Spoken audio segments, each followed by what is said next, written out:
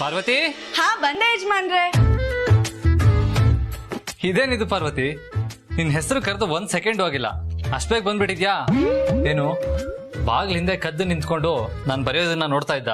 ಅಯ್ಯೋ ಇಲ್ಲ ಯಜಮಾನ್ರೆ, ನೀವ್ ಪತ್ರ ಬರದ್ರ ಅಂತ ನಿಮ್ ಹತ್ರ ನೋಡೋದಿಕ್ಕೆ ಅಂತ ಬರ್ತಿದ್ದೆ, ಅಷ್ಟೊತ್ತಿಗೆ ನೀವೇ ನನ್ನ ಕರೆದ್ರಿ. ಪಾರ್ವತಿ, ಗಾಬರಿ ಆಗ್ಬೇಡ, ಸುಮ್ನೆ ತಮಾಷೆಗೆ ಹೇಳ್ದೆ. ಪಾರ್ವತಿ, ಪತ್ರ ಬರ್ದಾಯ್ತು.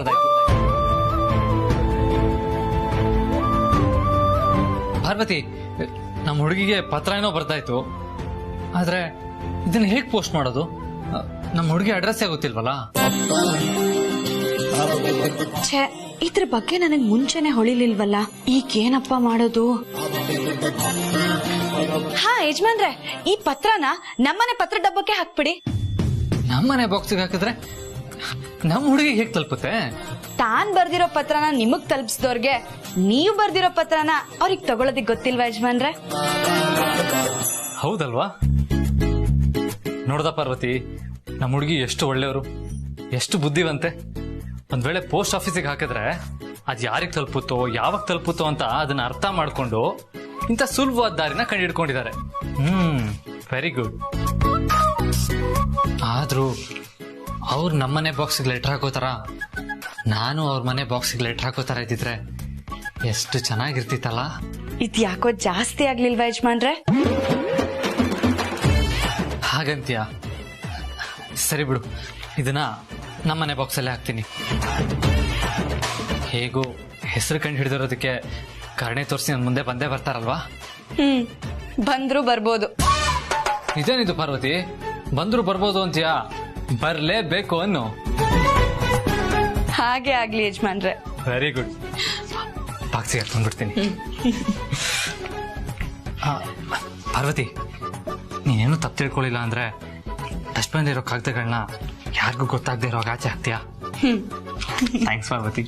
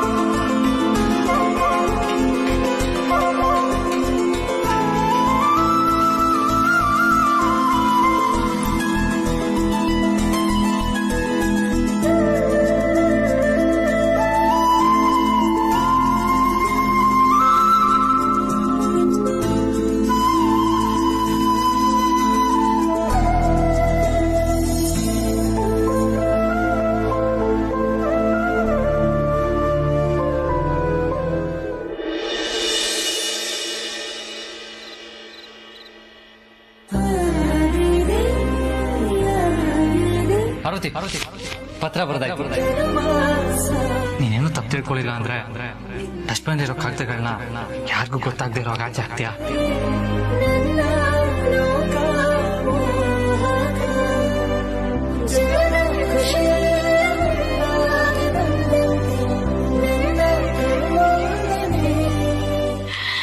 ನಮ್ಮ ಯಜಮಾನ್ರು ಪತ್ರದಲ್ಲಿ ಏನ್ ಬರ್ದಿದ್ದಾರೆ ಅಂತ ಓದೋಣ.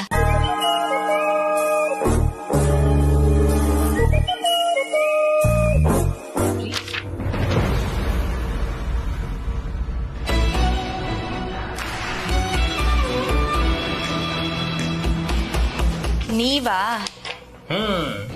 ನಾನೇ ಶ್ರೀಮತಿ, ನಿನ್ನ ಪ್ರೀತಿಯ ಪತಿ. ಏನಂದ್ರೆ? ಅದೇ ಕಲ್ಪನೆಯ ಪತಿ ಎಂದೆ,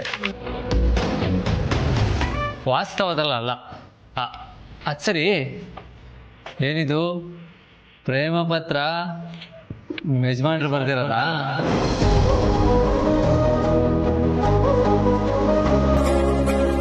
ಪ್ರೀತಿಯ ನನ್ನವರಿಗೆ, ಇದು ನಾನು ನಿಮಗೆ ಬರೆಯುತ್ತಿರೋ ಮೊದಲನೆಯ ಪ್ರೇಮ ಪತ್ರ.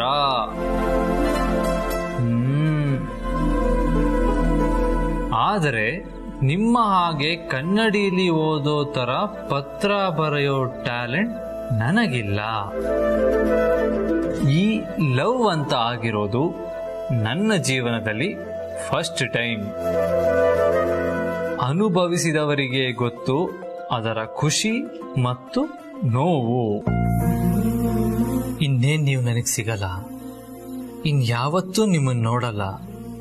ಪ್ರೀತಿ ಎಂಬ ಪರೀಕ್ಷೆಯಲ್ಲಿ ನಾನು ಫೇಲ್ ಆದೆ ಅನ್ಕೊಂಡಿರುವಾಗ, ಇಲ್ಲ ನೀವು ಪರೀಕ್ಷೆಯಲ್ಲಿ ಫಸ್ಟ್ ಕ್ಲಾಸಲ್ಲಿ ಪಾಸ್ ಆಗಿದ್ದೀರಾ ಅಂತ ಹೇಳ್ತಾ ನನ್ನ ಜೀವನದಲ್ಲಿ ಬಂದು ಧೈರ್ಯ ತುಂಬಿ ಖುಷಿ ತಂದಿದ್ದಕ್ಕೆ ತುಂಬಾ ಥ್ಯಾಂಕ್ಸ್.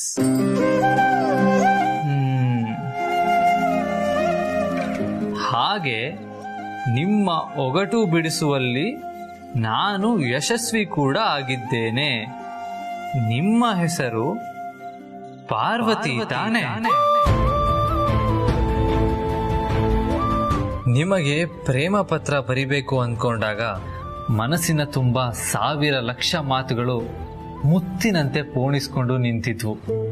ಆದ್ರೆ ಬರೆಯೋಕ್ ಕೂತಾಗ ಪದಗಳು ನಾಚ್ಕೊಳ್ತಾ ಇವೆ. ನೀವು ನನ್ನ ಮೇಲಿಟ್ಟಿರೋ ಪ್ರೀತಿಗೆ ಈ ಪತ್ರ ತುಂಬಾ ಚಿಕ್ಕದು ಅಂತ ಅನ್ನಿಸ್ತಾ ಇದೆ.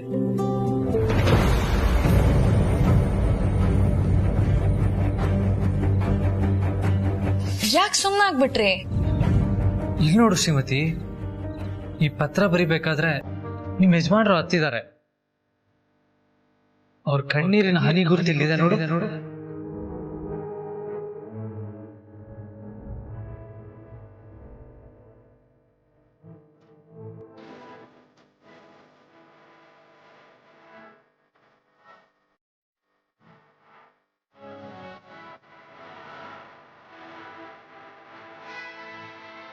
ಸರಿ ಸರಿ, ಈಗ ನೀನು ಅಳ್ಬೇಡ. ಕೊನೆಯಲ್ಲಿ ಏನ್ ಬರ್ದಿದ್ದಾರೆ ಅಂತ ಓದ್ ಮುಗಿಸ್ತೀನಿ, ಕೊಡು.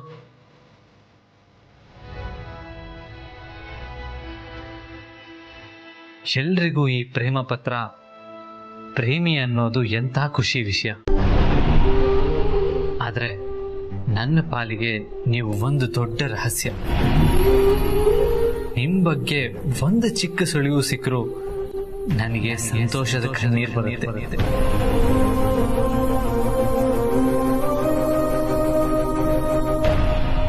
ಫೋನಲ್ಲಿ ಮಾತಾಡಿದ್ದಾಯ್ತು, ಪತ್ರದಲ್ಲಿ ಭಾವನೆಗಳನ್ನ ಹಂಚ್ಕೊಂಡಿದ್ದಾಯ್ತು.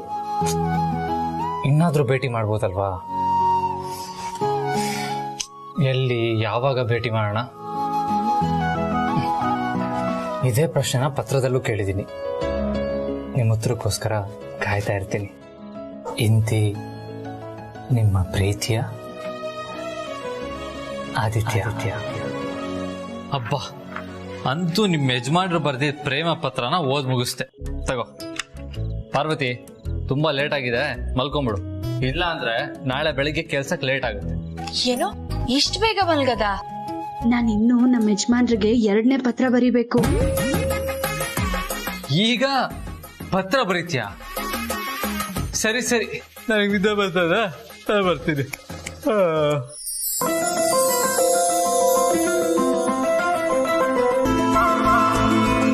ಪಾರ್ವತಿ, ಏನ್ ಯಜಮಾನ್ರೆ? ನೀನೇ ಈ ಪತ್ರ ಓದ್ತೀಯಾ? ಓ, ಈ ಸಲನು ನಿಮ್ ಹುಡುಗಿ ಉಲ್ಟಾ ಪತ್ರ ಬರ್ದಿದ್ದಾರಾ? ಇಲ್ಲಪ್ಪ, ಆತರ ಬರಿಬೇಡಿ ಅಂತ ನಾನೇ ಹೇಳಿದ್ದೆ. ಹೌದಾ? ಯಾಕೆ? ಓದೋದಕ್ಕೆ ನಾವು ಅಷ್ಟು ಕಷ್ಟ ಪಡ್ಬೇಕಾದ್ರೆ ಪಾಪ ಅವ್ರಿಗೆ ಬರೆಯೋದಕ್ಕೆ ಎಷ್ಟು ಕಷ್ಟ ಆಗಿರ್ಬೇಕಲ್ವಾ?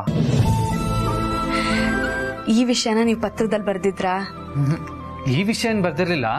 ಆದ್ರೆ ಪತ್ರದಲ್ಲಿ ನೀವೇನು ಉಲ್ಟಾ ಬರೆಯೋದು ಬೇಡ, ಡೈರೆಕ್ಟ್ ಆಗಿ ಬರೀರಿ, ಪತ್ರ ನಂಗೆ ಡೈರೆಕ್ಟ್ ಆಗಿ ಸಿಗುತ್ತೆ ಅಂತ ಹೇಳಿದ್ದೆ.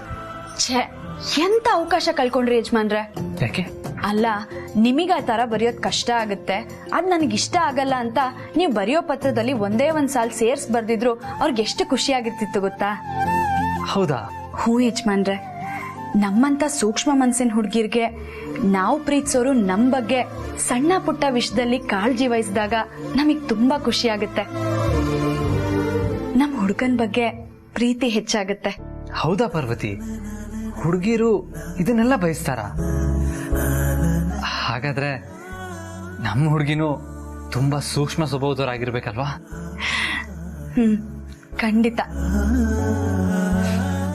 ಸರಿ, ನೀವು ಓದೋದನ್ನ ಮುಂದುವರಿಸಿ, ನಾನು ಹೊರಡ್ತೀನಿ. ಪಾರ್ವತಿ, ನೀನು ಸೂಕ್ಷ್ಮ ಮನಸ್ಸಿನ ಹುಡುಗಿ. ಈ ಪತ್ರನ ನಾನು ಓದೋದ್ಕಿಂತ ನೀನು ಓದಿದ್ರೆ ಚೆನ್ನಾಗಿರುತ್ತೆ. ಭಾವನೆಗಳನ್ನ ಬೆರೆಸಿ ಓದ್ತೀಯ, ಕೇಳೋದಕ್ಕೆ ಹಿತವಾಗಿರುತ್ತೆ. ಪ್ಲೀಸ್ ನನಗೋಸ್ಕರ ಓದ್ತೀಯಾ? ಥ್ಯಾಂಕ್ಸ್ ಪಾರ್ವತಿ. ಕೂತ್ಕೋ.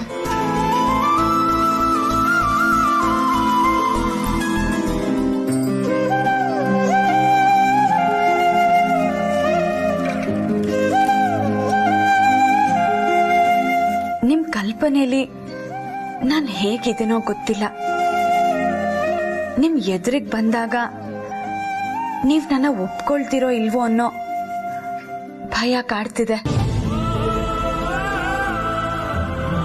ಆದ್ರೆ ಯಾವತ್ತೋ ಒಂದಿನ ಈ ಭಯನ ನಾನು ಎದುರಿಸಲೇಬೇಕು.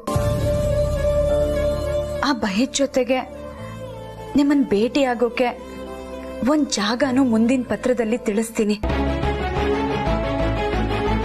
ಅಲ್ಲಿವರೆಗೂ ತಾಳ್ಮೆಯಿಂದ ಕಾಯ್ತಾ ಇರಿ. ಇಂತಿ ನಿಮ್ಮ ಕಣ್ಣಿನ ಹುಡುಗಿ. ಅವ್ರನ್ನ ಮೀಟ್ ಆಗಕ್ಕೆ ಇನ್ನೂ ಒಂದು ಲೆಟರ್ ವರೆಗೂ ಕಾಯ್ಬೇಕಾ? ಈ ವಿಷಯದಲ್ಲಿ ನನ್ನ ಹುಡುಗಿರ ಮೇಲೆ ತುಂಬಾ ಕೋಪ ಬರುತ್ತೆ ಪಾರ್ವತಿ. ಅಲ್ಲ, ಒಂದ್ಸಲ ಮೀಟ್ ಆಗಕ್ಕೆ ಇಷ್ಟೊಂದು ಸತಾಯಿಸ್ಬೇಕಾ? ತಪ್ಪಲ್ವಾ? ತಪ್ಪಲ್ಲ. ತಪ್ಪಲ್ವಾ? ಒಂದ್ ಕಪ್ ಕಾಫಿ ಕುಡಿದು ನಮ್ಗೆ ಈ ಹುಡುಗಿ ಒಪ್ಗೆ ಅಂತ ಹೇಳೋ ಹುಡುಗರಿರೋ ಈ ಕಾಲದಲ್ಲಿ ತನ್ನನ್ನ ಕೊನೆವರೆಗೂ ಜೋಪಾನವಾಗಿ ನೋಡ್ಕೊಳ್ಳೋ ಹುಡುಗನ್ನ ಭೇಟಿ ಆಗೋದಿಕ್ಕೆ ಟೈಮ್ ತಗೊಳೋದ್ರಲ್ಲಿ ಏನ್ ತಪ್ಪಿದೆ ಯಜಮಾನ್ರೆ?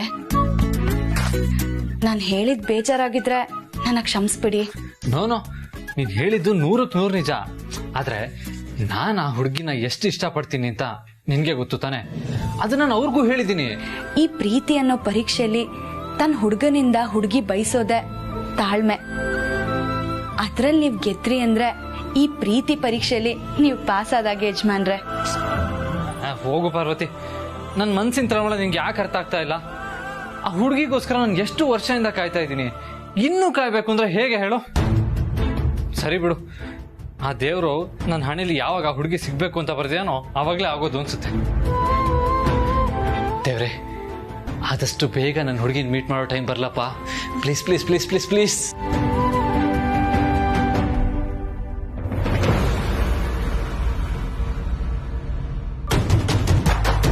ಅದೇನೋ ಗಾದೆ ಇದೆಯಲ್ಲ, ಬೆಕ್ಕಿಗೆ ಪ್ರಾಣ ಸಂಕಟ ಆದ್ರೆ ಇಲ್ಲಿಗೆ ಚೆಲ್ಲಾಟ ಅಂತ. ಹಾಗಾಯ್ತು ನಿನ್ ಕತೆ. ಯಜಮಾನ್ರೆ, ಅದು ಹಾಗಲ್ಲ. ಇಲ್ಲಿಗ್ ಪ್ರಾಣ ಸಂಕಟ ಆದ್ರೆ ಬೆಕ್ಕಿಗೆ ಚೆಲ್ಲಾಟ ಅಂತ.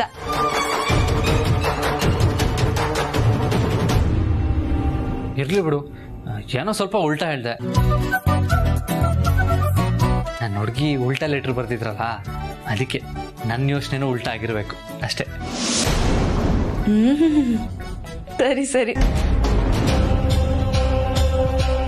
ಲೇ ಪಾರ್ವತಿ, ಕೊನೆಗೂ ಕಣ್ಣಿನ ಹುಡುಗಿಯಾಗಿ ಯಾವುದೋ ಒಂದು ರೂಪದಲ್ಲಿ ಆದಿತ್ಯನವರೆಗೂ ಬಂದ್ಬಿಟ್ಟಿಯಲ್ಲ.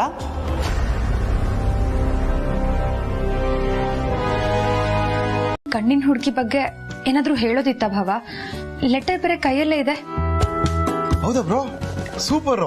ನಮ್ಮ ಅದಕ್ಕೆ ಹೆಂಗ್ ಲೆಟರ್ ಬರ್ತಾರೆ ನನ್ಗೂ ಗೊತ್ತಾಗ್ಬೇಕು ಬ್ರೋ. ನಾನು ಓದ್ತೀನಿ, ಕೊಡು ಬ್ರೋ.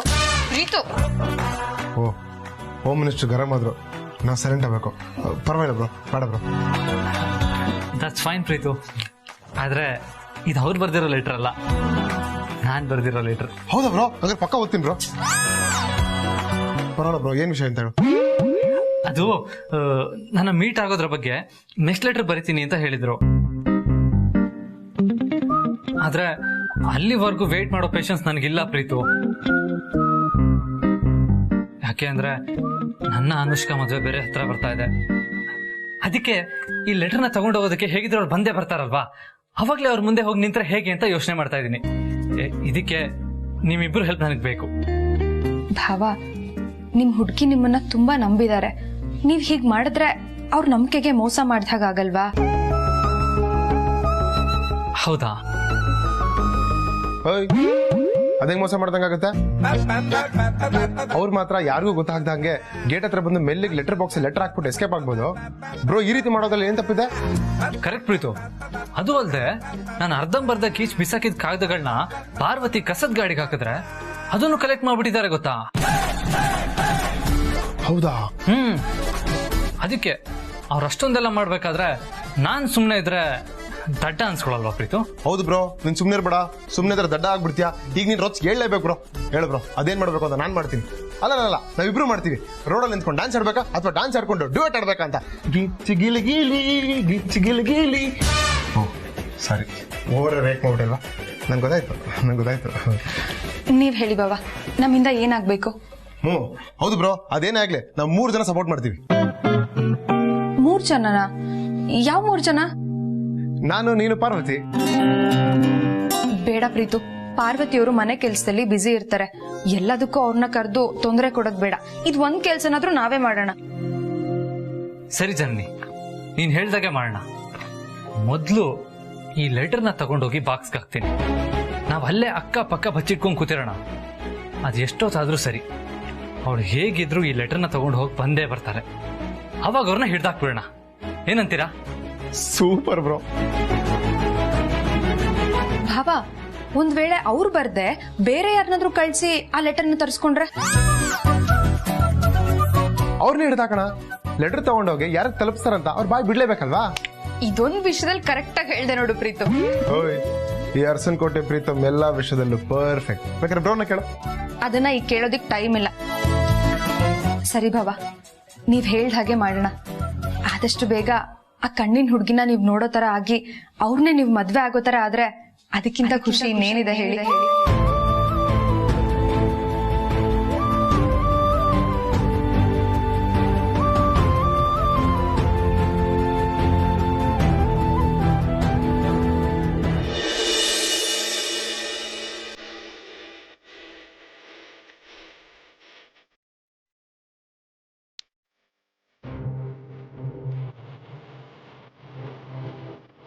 ಅಲ್ಲೋಡಿ ಪಾರ್ವತಿ, ನಿಮ್ಮ ಯಜಮಾನ್ರು ಪ್ರೇಮ ಪತ್ರನ ಬಾಕ್ಸ್ಗೆ ಹಾಕೋಕೆ ಹೋಗ್ತಾ ಇದ್ದಾರೆ. ಮಾತಾಡ್ಸಲ್ವಾ? ಅಯ್ಯೋ, ಮಾತಾಡ್ಸೋದಿರ್ಲಿ ಸಾವಿತ್ರಕ್ಕ. ಅವ್ರು ಹಾಕೋ ಪತ್ರ ಬೇರೆ ಯಾರ ಕೈಗಾರು ಸಿಗೋಕ್ಕೂ ಮುಂಚೆ ನಾನು ಹೋಗೋದನ್ನ ತಗೊಂಡ್ಬರ್ಬೇಕು. ಸರಿ, ಬರ್ತೀನಿ. ನಿಂತ್ಕೊಳ.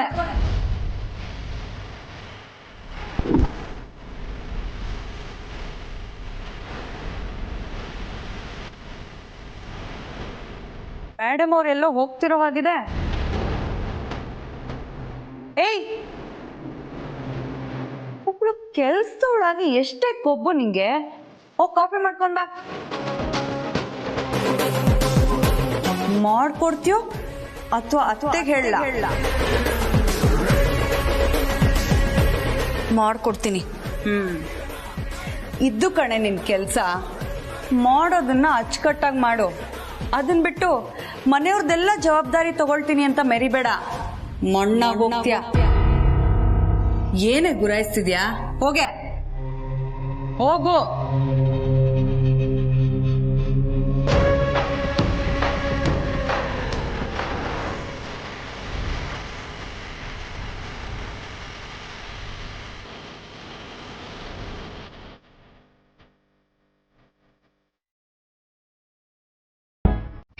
ಅಷ್ಟು ಈಸಿ ನಿನ್ ಕಣ್ಮುಂದೆ ಬರಲ್ಲ ಅನ್ಸುತ್ತೆ ಬ್ರೋ. ನಾನ್ ಬಂದ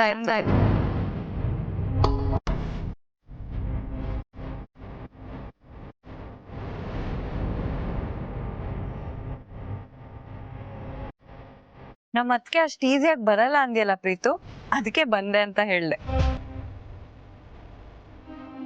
ನಾನ್ ತಾನೇ ನಿಮ್ಮ ಅತ್ತಿಗೆ ಆಗೋಳು.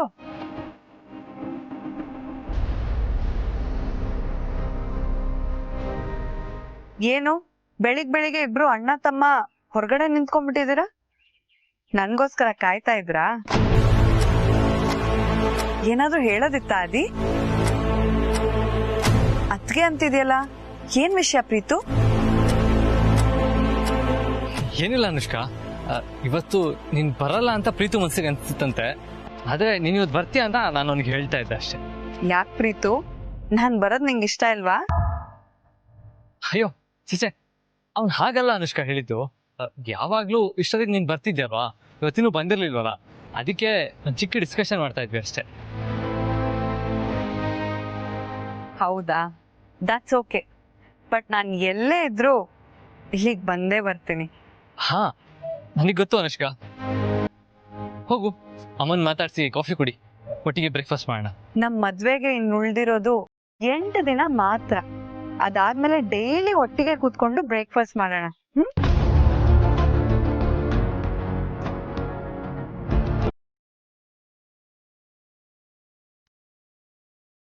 ಬ್ರೋ, ಅನುಷ್ಕಾ ಹೇಳ್ದಂಗೆ ನಿನ್ ಮದ್ವೆಗೆ ಬರೀ 8 ದಿನ ಉಳಿದಿರೋದು. ನೀನು ಆದಷ್ಟು ಬೇಗ ಕಣ್ಣಿನ ಹುಡುಗಿ ವಿಷಯನ ಅನುಷ್ಕಾಗೆ ಹೇಳು. ಯಾಕಂದ್ರೆ ಇದ್ರಲ್ಲಿ ನಿನ್ ಲೈಫ್ ಅಷ್ಟೇ ಅಲ್ಲ, ಅನುಷ್ಕಾ ಲೈಫ್ ಉಳಿದೆ.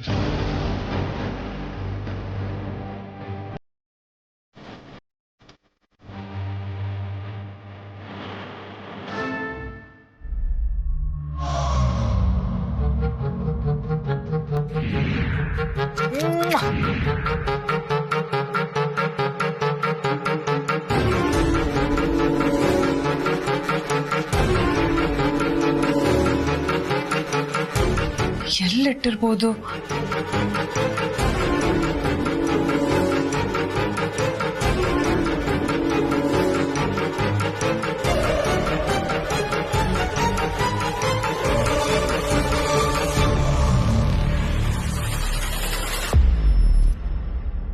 ಇಲ್ಲೂ ಇಲ್ವಲ್ಲ.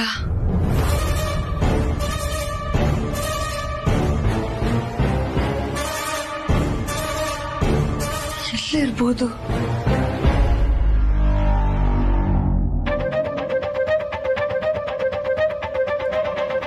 ಶಿಟ್, ಎಲ್ಲೂ ಕಾಣಿಸ್ತಿಲ್ವಲ್ಲ.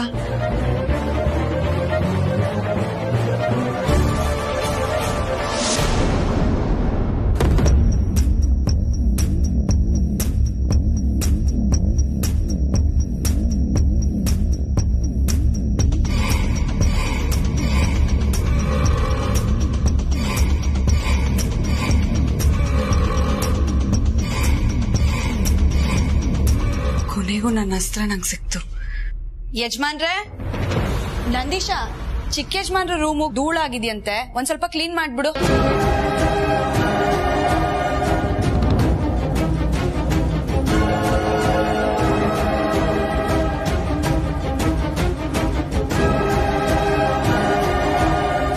ಯಜಮಾನ್ರು ಕಾಣ್ತಾ ಇಲ್ವಲ್ಲ? ಓ, ಹೊರಗಿದ್ದಾರೆ ಅನ್ಸುತ್ತೆ.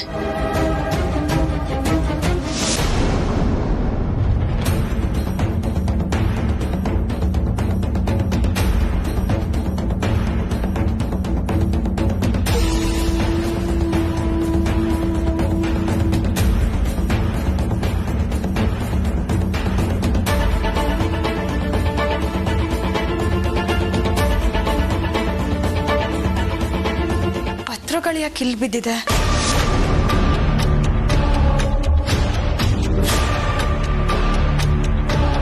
ಓ, ಗಾಳಿಗೆ ಹಾರ್ ಬಂದು ಬಿದ್ದಿರ್ಬೇಕು.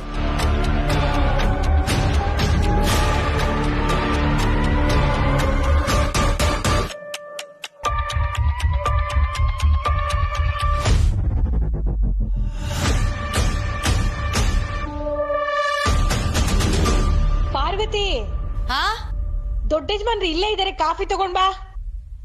ಬಂದೆ ಸಾವಿತ್ರಕ್ಕ.